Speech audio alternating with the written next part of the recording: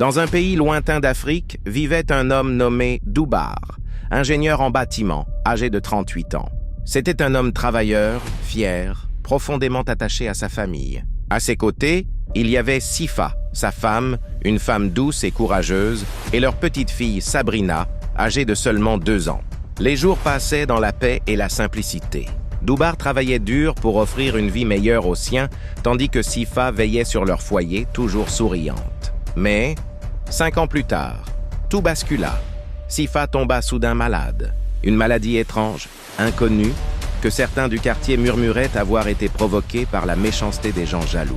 Malgré les soins, malgré les prières, son état s'aggrava. Et au bout de 5 mois, Sifa s'éteignit. Doubar fut brisé. La douleur le paralysait, mais il n'avait pas le choix. Il devait continuer à vivre pour Sabrina. Pendant une année entière, il jongla entre son travail et le rôle de père seul, refusant que n'importe qui, surtout une inconnue, prenne soin de sa fille en son absence. Mais il était à bout. Alors Doubar prit une décision. Il se remaria avec Christella, une femme africaine de 33 ans, belle, séduisante. Mais derrière son sourire se cachait un visage qu'il ne connaissait pas encore. Au début, tout semblait normal, mais dès que Doubar partait travailler, Christella révélait sa vraie nature. Elle frappait la petite Sabrina, la privait de nourriture, la terrorisait avec des menaces dont l'enfant n'osait même pas parler. Sabrina se mura dans le silence. Mais un père voit ce que les mots ne disent pas. Doubar remarqua que sa fille maigrissait, que des taches sombres marquèrent sa peau, que son regard autrefois lumineux devenait fuyant, rempli de peur. Quelque chose n'allait pas, et il devait comprendre. Un soir, sans rien dire, il installa des caméras cachées dans la maison. Le lendemain, en rentrant du travail, il s'assit devant son écran, les mains tremblantes. Ce qu'il vit le glaça. Christella sur la vidéo. « Tais-toi, tu ne mangeras rien aujourd'hui. » Le bruit d'une gifle retentit, puis un sanglot étouffé. Sabrina, recroquevillée, subissait en silence. Le cœur de Doubar se brisa une seconde fois. Mais cette fois, la douleur se transforma en détermination. Il savait ce qu'il devait faire. La vérité venait enfin d'ouvrir les yeux de Doubar. Épisode 2. Suite. La vérité et le courage de Sabrina. Après avoir découvert les images de la caméra cachée, Doubar, l'homme africain et ingénierie du pays, avec plein de tristesse, sentit son monde s'écrouler une nouvelle fois. Il avait confié son foyer, son enfant, à une femme qui cachait un cœur sombre. Cette nuit-là, il ne dormit pas. Il attendit que Sabrina, sa fille âgée de 7, avec sa peau chocolate, s'endorme, et Christella aussi, la belle africaine, âge de 30 ans. Le lendemain matin, la confrontation fut inévitable. Scène, le salon, matin. Christella entre dans la pièce, légère, souriante, comme si rien ne s'était passé. Christella. « Bonjour mon chéri, tu veux du thé ?» Doubar, assis, fixe l'écran de son téléphone.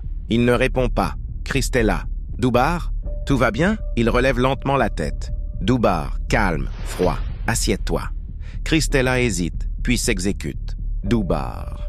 « Hier, j'ai regardé ce qui se passe ici quand je suis au travail. » Christella fronce les sourcils, feignant l'innocence. Christella. « Comment ça ?»« Je ne comprends pas. » Doubar dépose son téléphone sur la table. Il appuie sur play des cris. Et une gifle. Une voix de femme qui hurle. Christella blêmit instantanément. Christella, paniquée. Ce n'est pas ce que tu crois !» Doubar, se levant brusquement. « Ne mens plus !»« Comment as-tu pu frapper une enfant, ma fille ?» À chaque fois que je partais, tu devenais un monstre. Christella tente de le toucher. Il recule. Christella, faussement émotive. Mais j'étais stressé. Je voulais juste l'éduquer. Tu sais comment sont les enfants. Parfois, ils... Doubar, terriblement blessé. Éduquer, refuser de la nourrir. La gifler, l'humilier. Tu n'es pas une mère, Christella. Tu es un danger. Un silence lourd envahit la pièce. Scène. La chambre de Sabrina. Doubar ouvre doucement la porte. Sabrina joue en silence avec une poupée, la tête baissée. Doubar, doucement. « Ma princesse. » Sabrina lève les yeux, méfiante, effrayée. « Doubar, viens ici. » Elle s'approche lentement. Il s'agenouille et la prend dans ses bras. Doubar, voix tremblante. « Je suis désolé. Je ne savais pas. » Mais papa a tout vu maintenant. Tu n'es plus seule. Dis-moi la vérité. Elle t'a fait du mal, n'est-ce pas? Sabrina serre sa poupée et hoche la tête en silence. Puis, dans un souffle, Sabrina, tout bas. Elle me frappait, tous les jours. Doubar ferme les yeux, une larme coule. Doubar, ça suffit.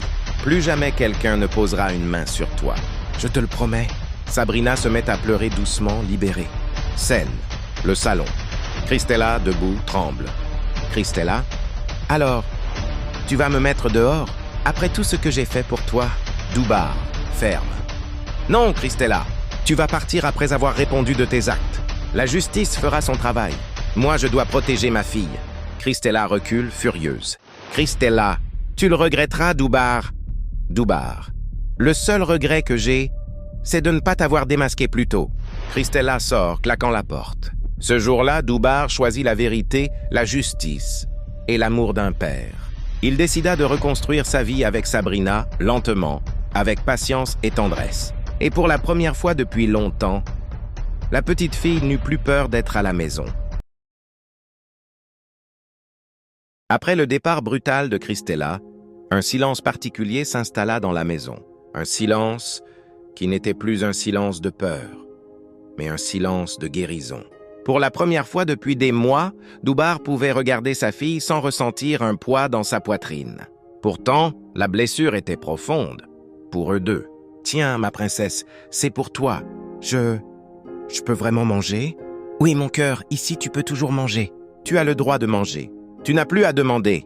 Tu es en sécurité. » Ce sont des ecchymoses anciennes. L'enfant a subi beaucoup de coups. Mais la bonne nouvelle, c'est qu'elle peut guérir physiquement. Pour le mental, cela prendra du temps. Mais elle est jeune, elle peut se reconstruire. Je ferai tout pour ça. Tout. Sabrina, si quelqu'un te fait du mal un jour, tu dois me le dire. Même si tu as peur, même si on te menace, papa sera toujours là pour toi. D'accord, papa. Vous avez fait ce qu'il fallait. Votre témoignage aidera votre fille et empêchera cette femme de faire du mal à d'autres enfants. Je veux seulement que mon enfant ait une vie normale, qu'elle n'ait plus peur. Petit à petit, la lumière revenait. Doubar apprenait à être père et mère. Sabrina réapprenait à sourire. Ils vivaient l'un pour l'autre, avec la mémoire de Sifa comme étoile au-dessus d'eux. Mais la vie n'a pas dit son dernier mot. Quelqu'un d'inattendu allait bientôt entrer dans leur histoire, et tout pourrait encore changer. Épisode 4, le retour de l'ombre et la leçon du destin. Un an passa depuis l'arrestation de Christella. Pendant ce temps, Doubar et Sabrina reconstruisaient leur vie. Christella, elle, restait enfermée, seule face à ses propres démons. Un matin, la porte de la prison s'ouvrit.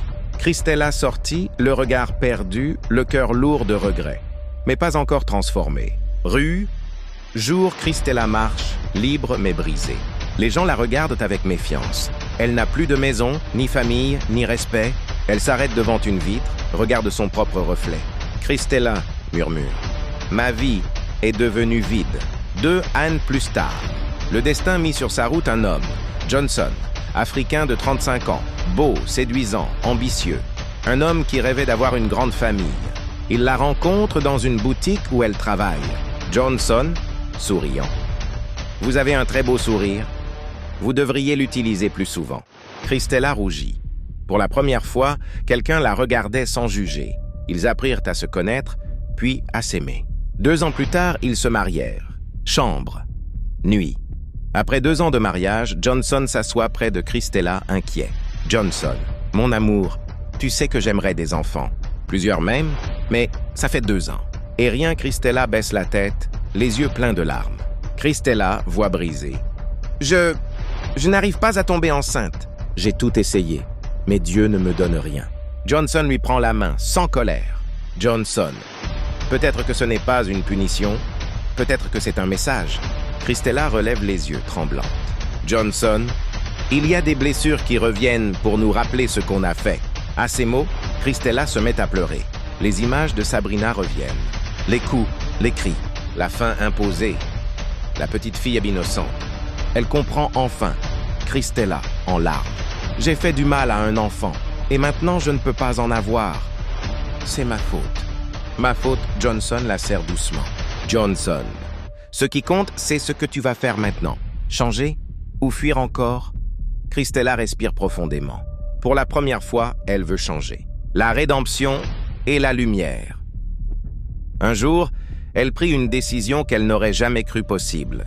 Elle se rendit chez Doubar. Il ouvre la porte, surpris, méfiant. Sabrina, désormais plus grande, joue dans le salon. Christella tombe à genoux. Christella, en pleurs, « Je ne veux rien, rien du tout. Je suis venue pour demander pardon. J'ai détruit une partie de votre vie. Et Dieu m'a montré ce qu'on ressent quand un enfant vous manque. » Doubar reste silencieux. Sabrina s'approche timidement. Sabrina. « Papa, c'est qui ?» Doubar caresse sa tête. Doubar, calme. « C'est quelqu'un qui a fait du mal, mais qui est venu dire pardon. » Christella pleure plus fort. Christella. « Je suis désolée, Sabrina. Tellement désolée. » La petite fille, innocente et pure, pose sa main sur celle de Christella. Sabrina, doucement. « Moi, je te pardonne. » Christella éclate en larmes, car c'est une enfant qu'elle a détruite, et une enfant qui lui a offert la paix. Ainsi, chacun suivit son chemin. Doubar éleva Sabrina dans l'amour et la tendresse. Christella, transformée, devint volontaire dans un centre d'enfants maltraités. Et Johnson, patient, resta à ses côtés, croyant en sa rédemption. L'histoire se termina non pas dans la vengeance, mais dans la justice, le pardon et la renaissance. Conseil pour les femmes qui détestent les enfants des autres femmes. 1. Un enfant n'a jamais demandé à naître. Il mérite amour, protection et respect, même s'il n'est pas le vôtre. 2. Faire du mal à l'enfant d'une autre femme attire la douleur dans votre propre vie. La vie rend toujours ce qu'on donne, en bien ou en mal. 3. Aimer un homme, c'est aussi respecter son enfant. Vous ne pouvez pas aimer un père et haïr sa chair et son sang. 4. La jalousie ne construit jamais un foyer. Elle détruit, elle dévore, elle brûle. 5. Une femme mature élève, protège et console. Elle ne frappe pas, ne prive pas, ne blesse pas. 6. Si vous ne pouvez pas aimer l'enfant d'une autre femme, éloignez-vous. Ne détruisez pas une vie fragile pour satisfaire votre ego. 7. Le cœur qui accueille un enfant gagne une bénédiction. Le cœur qui le rejette ferme les portes de sa propre maternité.